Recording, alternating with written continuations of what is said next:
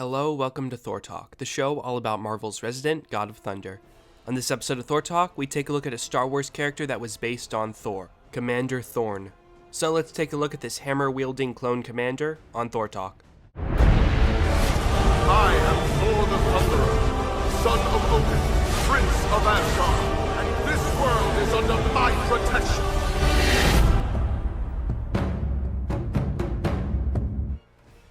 Star Wars is obviously an incredibly popular film series and pop culture phenomenon, but it also has surprisingly strong ties to Marvel Comics. Marvel published the first ever Star Wars comic series, which was so successful that it ran for 9 years and may have single-handedly saved Marvel Comics from bankruptcy.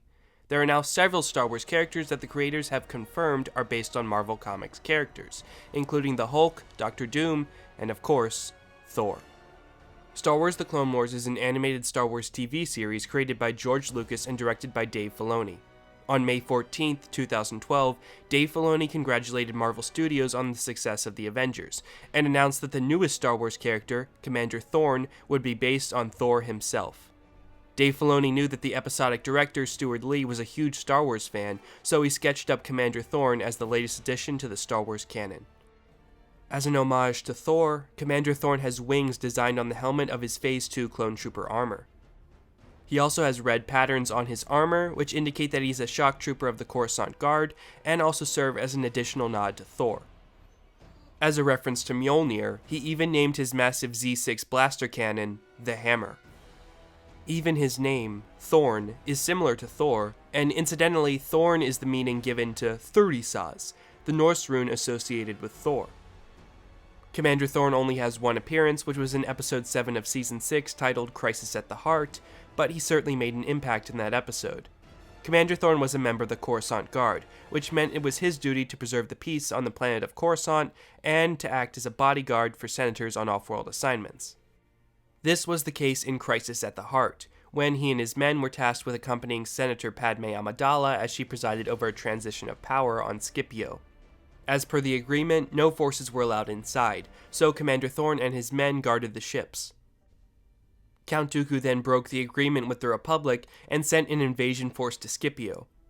Commander Thorn quickly realized what was happening and sprang into action, warning Senator Padme Amidala to get to safety and ordering his men off the landing platform. Droid bombers quickly destroyed all of their ships, and soon an insurmountable amount of battle droids were upon them. Facing impossible odds, the clone troopers stood tall, but all of them eventually fell. Commander Thorn stood tallest of them all, taking out dozens of battle droids with his hammer, before finally falling.